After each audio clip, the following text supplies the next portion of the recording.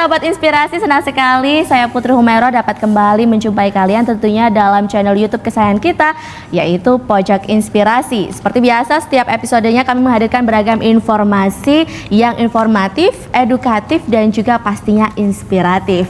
Nah, pada episode kali ini kita akan membahas terkait dasar keterampilan komunikasi. Tentunya kita sudah menghadirkan satu narasumber yang spesial pada episode kali ini. Langsung saja saya sapa dan perkenalkan terlebih dahulu, yaitu Bapak Dr. Herliantara Dr. Andes MSI. Assalamualaikum. Waalaikumsalam, Putri. Tapi ngomong-ngomong, boleh nggak sih dipanggil Bapak? Ini kan bukan di kelas. Oh, bukan di kelas. Jadi panggilnya apa nih? Kakak? Enggak, saya pengen dipanggil Kang Harli. Oh, Kang. Oke. Jadi Pak Herliantara, Kang Herliantara. Kang Harli. Iya, jadi ada nama bekennya, nama populernya nih ya, Harli Prayuda. Jadi saya panggilnya Kang Harli aja ya? Kang Harli aja. Waduh. Oke, bagaimana kabarnya? Alhamdulillah. Baik, alhamdulillah. Terima kasih ya sudah mau bergabung di studio Pojok Inspirasi kali ini. Nah, kita akan ngobrol lebih jauh mengenai dasar keterampilan komunikasi. Tapi sebelumnya kita juga ingin tahu dong, kesibukan dari Kang Harli ini apa? Sahabat inspirasi juga ingin tahu nih. Sebetulnya sekarang ini saya lebih banyak berbasis sebagai pengajar ya. Pendidik atau dosen atau apapun, tapi sebelumnya saya punya latar belakang adalah seorang praktisi media di dunia media elektronik, terutama radio dan televisi. Oke, waduh, boleh bagi-bagi dong apa aja nih yang sudah dicapai sebelumnya? Saya pikir karena memang ini adalah keterampilan. Keterampilan itu datang karena memang banyaknya praktis. Praktis itu menjadi sebuah kebiasaan. Kebiasaan itulah yang disebut keterampilan. Oke, karena suatu kebiasaan itu tadi sehingga menjadi suatu keterampilan. Betul. Jadi tidak ada orang yang tidak bisa, pasti bisa, asal mau belajar. Pasti. Kalau nggak belajar ya udah ya. Oke, kita ngobrol masalah komunikasi. Banyak orang sudah tahu tentang komunikasi. Iya, aku miskomunikasi. Miskomunikasi maksudnya salah paham. Sebenarnya komunikasi itu apa banyak sih? Faktor, dasarnya? Mbak Putri. Banyak faktor. Sebetulnya 3 komponen besar. Menurut Mbah saya, Aristoteles. Bukan Mbah Google ya. Aristoteles ini loh. Bahwa ada 3 komponen besar di situ yang menimbulkan miscommunication. Yang pertama verbal, kata-katanya. Yang kedua adalah vokal, suaranya. Yang ketiga adalah visual. Di situ ada bahasa tubuh, ada facial expression, ekspresi wajah, dan juga termasuk performance. Itu bisa menimbulkan miscommunication di situ. Salah kata-kata bisa miscommunication. Suara nggak enak juga bisa miscommunication kan? Apalagi dilihat dari ekspresi wajah. Katanya nggak apa-apa, tapi pasti ada apa-apanya karena kelihatan dari muka. Gitu kan bisa aja. Banyak sekali faktornya untuk bisa menjadi komunikasi itu disalah persepsikan. Karena tergantung cara pandang manusia juga. Persepsi kan? Gitu kan? Boleh aja misal, aduh Mbak Putri ini memang kayaknya judes deh. Kenapa? Dilihat dari mukanya. Padahal enggak. Gitu, itu juga termasuk komunikasi? Iya dong, komunikasi semua. Kita kan pahamnya komunikasi itu adalah saling mengungkapkan sesuatu. Saya mengungkapkan, lawan saya juga mengungkapkan. Itu kalau definisi komunikasi ya proses komunikasi adalah proses pertukaran makna, gitu kan? Pertukaran informasi. Ketika misalnya menjadi miscommunication karena memang dipersepsikan salah kan bisa saja. Putri menyampaikan A tapi dipersepsikan oleh saya B, itu kan jadi miss. Ya, benar nggak? Iya. Nah, tadi udah menyinggung masalah beberapa faktor. Apakah itu juga termasuk dalam unsur-unsur komunikasi nih? Apa aja nih? Ya kan itu menjadi dasar. Saya bilang itu dasar komunikasi. Semuanya seperti itu. Nah, maka untuk tidak terjadi salah persepsi, salah komunikasi, maka harus ditingkatkan keterampilan komunikasi. Tingkatkan. Apa aja itu? Verbal, kata-kata. Berarti harus meningkatkan pengetahuan. Dari verbal dulu ya? Iya dong. Di situ ada pemilihan kata. Pemilihan kata yang salah bisa menimbulkan komunikasi yang salah, hasil yang salah. Gitu, seperti itu. Ketika vokal, wah kalau udah ngomong vokal, audio, itu macam-macam. Di situ banyak variabelnya juga. Ada kualitas suara, ada irama bicara, ada kejelasan ucapan, ada volume bicara, sampai ke kebiasaan-kebiasaan yang memang menimbulkan kesalahan. Oh, banyak sekali yang unsur ya untuk vokal aja. Ya harus belajar, Oke. makanya.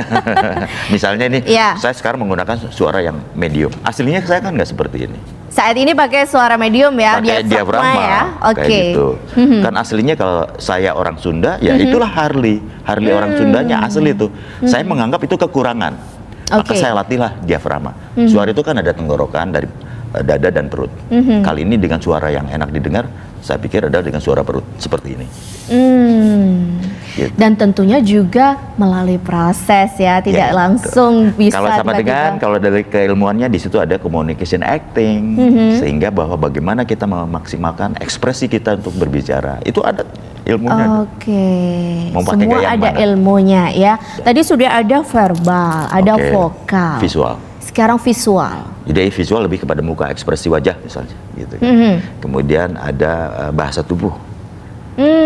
Gesture. Kemudian, gesture, ada juga mungkin penampilan, bisa juga kan bisa salah arti. Oke. Banyak sekali yang bisa Sehingga dipelajari. itu ada mungkin adalah sesuatu unsur yang menunjang adanya komunikasi itu tadi. Iya, itu dasar menurut saya. Sangat dasar sekali. Sangat dasar sekali. Baik, untuk sahabat inspirasi yang ingin menguasai itu pun juga akan baiknya menguasai dasar-dasar itu ya. Iya dong, seperti itu. Insya Allah lah semuanya akan berjalan lancar dan Anda seorang komunikator yang baik.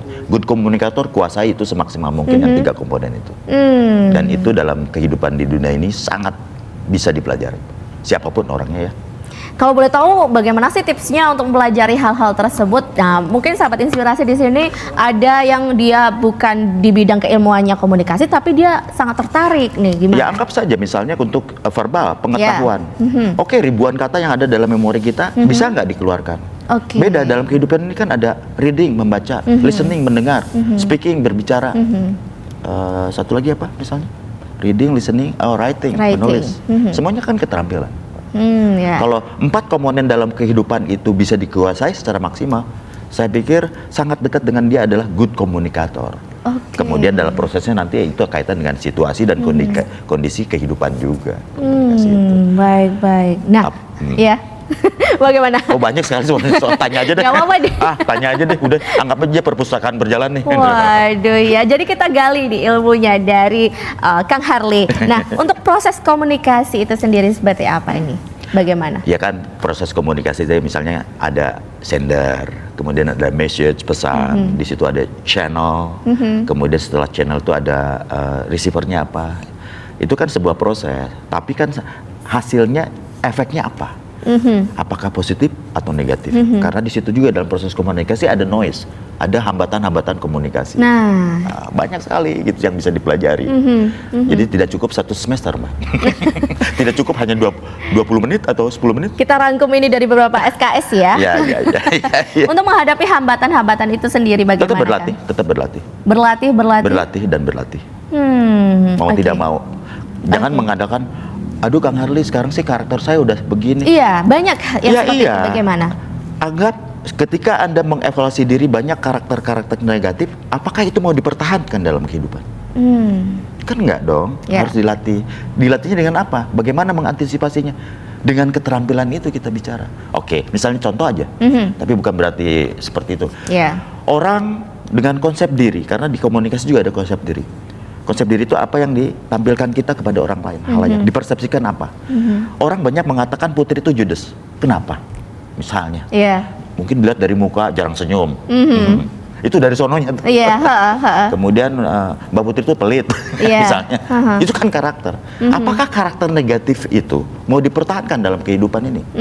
Ya Anda harus belajar untuk mengantisipasi itu. Yang memang dari sononya jarang senyum, ya senyum gitu kan. Seperti tadi ada pemain drum di sini nggak senyum-senyum, kan senyum. Kenal lagi tuh. Ayo gimana tuh? Nggak, canda, guyon-guyon. Iya. Oke, jadi untuknya tetap ada usaha untuk merubah itu tentunya ya. Dan untuk ya suksesnya tadi menjadi Iya. good komunikator itu tadi. Misalnya vokal aja misalnya. Vokal yang biasanya cempreng, itu kan harus latihan. Mhm. Apalagi dengan pengisi-pengisi narasi ya. Iya. sebagai dubber gitu kan, itu latihan juga.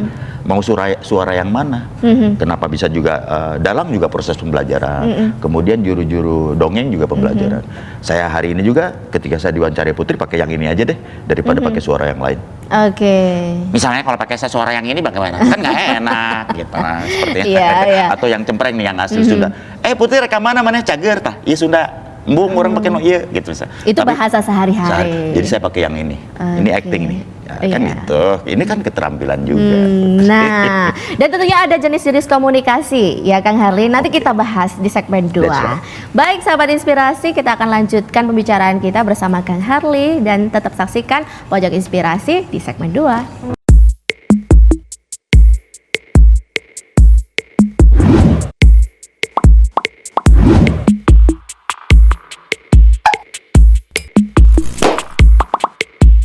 Oke, terima kasih sahabat inspirasi masih menyaksikan Pojok Inspirasi, masih bersama saya Putri Humaira dan juga Kang Herli. Iya Putri. Ya, kita melanjutkan pembicaraan kita di segmen 1 tadi. Nah, tadi ada yang tertunda nih mengenai jenis-jenis komunikasi. Apa aja itu, Kang? Ya sebetulnya dalam teorinya sih banyak ya. Dalam arti bahwa banyak jenisnya. Yeah. Berawal misalnya contohnya intrapersonal communication. Komunikasi di dalam pribadi kita gitu kan. Okay. Jadi intra. Jadi salah satunya misalnya kalau berpikir, berdoa juga gitu kan. Ngelamun tuh juga itu kan komunikasi dengan diri kita sendiri ya. Sugesti gitu Ya, termasuk kah? Ya, gitu. Pokoknya dengan diri sendiri. Dengan diri sendiri. Transcendental kita misalnya berdoa juga kan dengan Allah Subhanahu wa taala juga kan. Kategori secara keilmuannya di transcendental communication misalnya itu masuknya ke intra.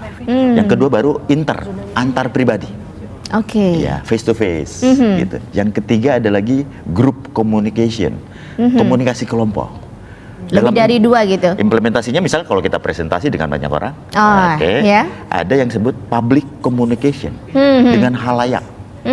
Gitu, dengan halayak yang cukup banyak, itu public communication. Terus ada juga yang disebut komunikasi organisasi, itu kaitan dengan struktural, atasan bawahan.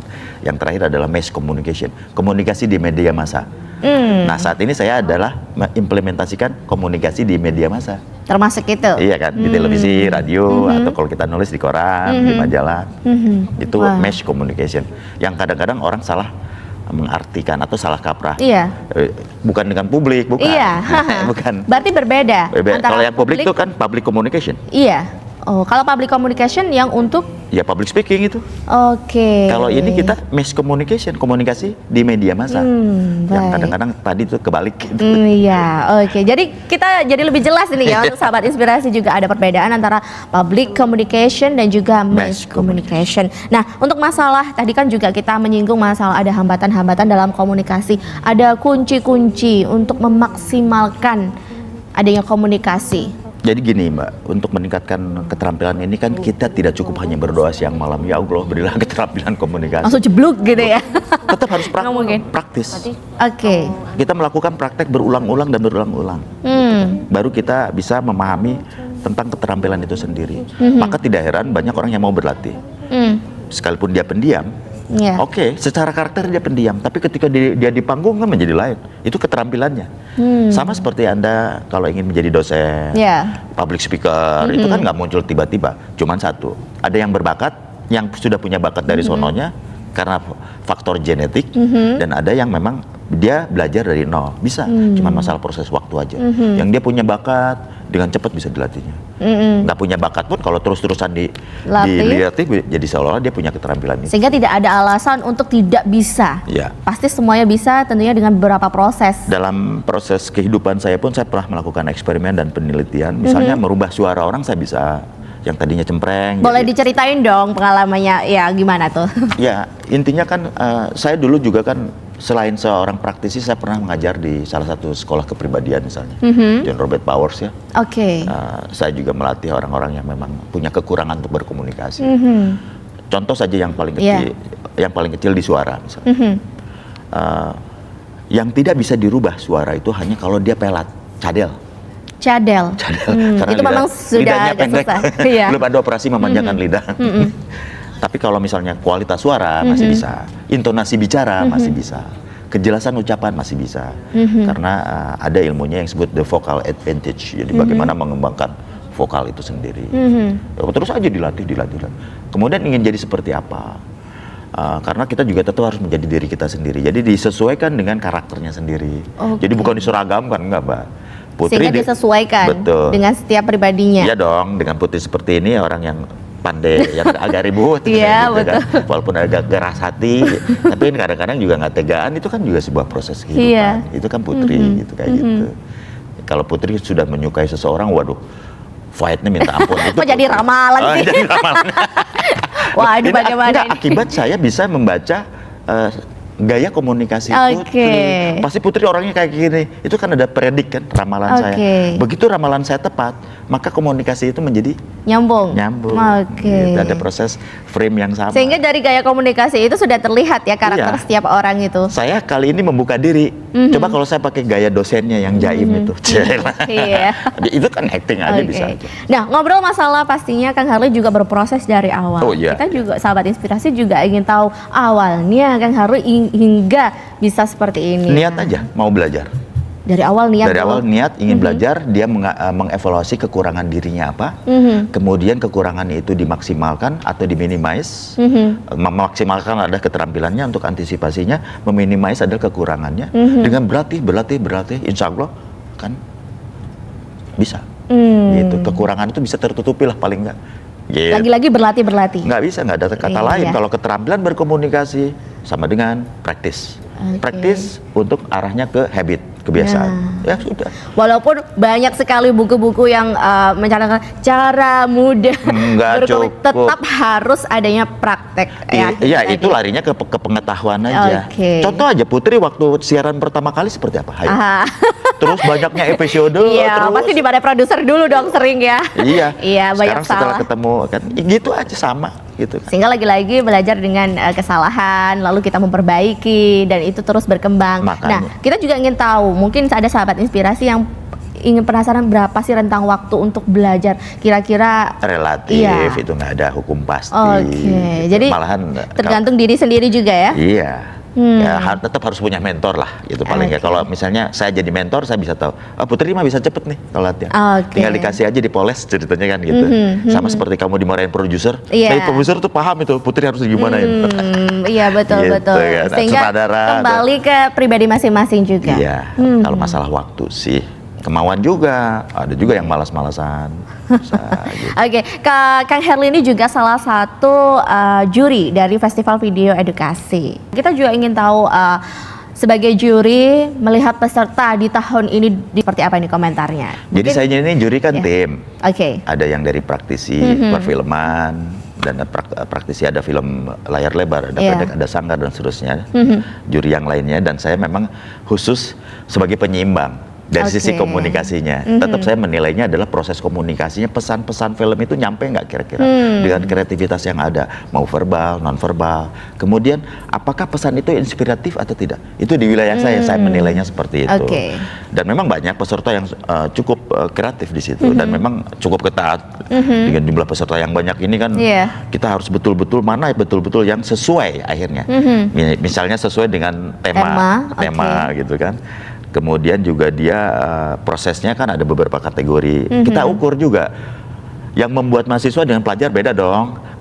Berbeda dong dengan umum kayak gitu kan. Kalau umum kelihatan lebih profesional banget. No wonder lah kalau yang umum dengan profesionalnya gitu kan.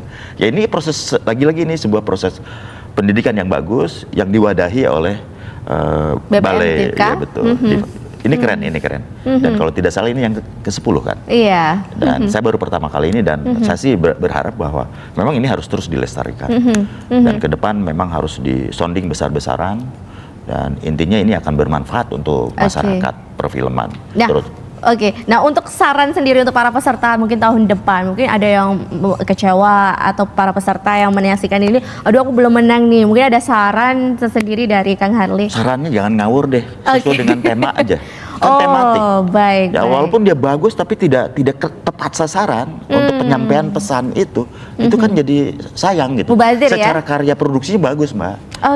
Tapi kan tidak sesuai untuk apa? Ini mungkin cocoknya untuk festival yang lain. Kalau festival Ini kan khusus ada kaitan dengan edukasi Iya. dan berkaitan dengan tematik yang memang kita gulirkan. Oke. Mungkin setiap tahun mungkin berbeda atau mungkin sama, tapi yang jelas harus ada kesesuaian. Jangan ngarang-ngarang deh gitu. Walaupun itu hebat, tapi kalau ngarang-ngarang nggak sesuai juga. Karena ini lagi-lagi festival yang mempunyai tema Betul. tertentu. Oke. Ya, saya sih senang-senang aja. Baik, tentunya banyak apresiasi ya dari berbagai kalangan dan juga mendukung adanya festival video edukasi ini. Betul. Baik. Betul. Ada pesan terakhir nih, closing statement. Ada pesan terakhir. Ada TO nih. Sama pulang ini. Di episode ini ya. Closing statement ya untuk himbauan lah. Kok himbauan, saran atau mungkin motivasi untuk para sahabat inspirasi di sini yang menyaksikan. Ya karena saya adalah lebih suka dengan orang-orang yang berprestasi. Saya pikir prestasi itu kan datang dari sebuah perjalanan yang panjang, berproses. Dan jangan lupa bahwa motivasi itu datang dari diri kita. Jangan pernah sekali-kali hanya dari orang lain. Semua apapun untuk keberhasilan itu datangnya dari diri kita sendiri. Keinginan kita apa? Wujudkanlah sebuah proses perencanaan yang matang untuk menghasilkan diri yang lebih baik dan syukur-syukur bisa lebih baik dari orang lain. Jadi ini adalah tekad dari kita. Jadi semangat apapun datangnya dari diri kita. Jangan coba-coba datang dari orang lain. Oke, keren sekali, kita beri aplaus ya. Wah, sangat memotivasi sekali. Wah, 1000 jempol. 1000 jempol gitu. Lebih dari itu Loh, mungkin. saya bisa seperti hari ini, jangan melihat Harley hari ini loh.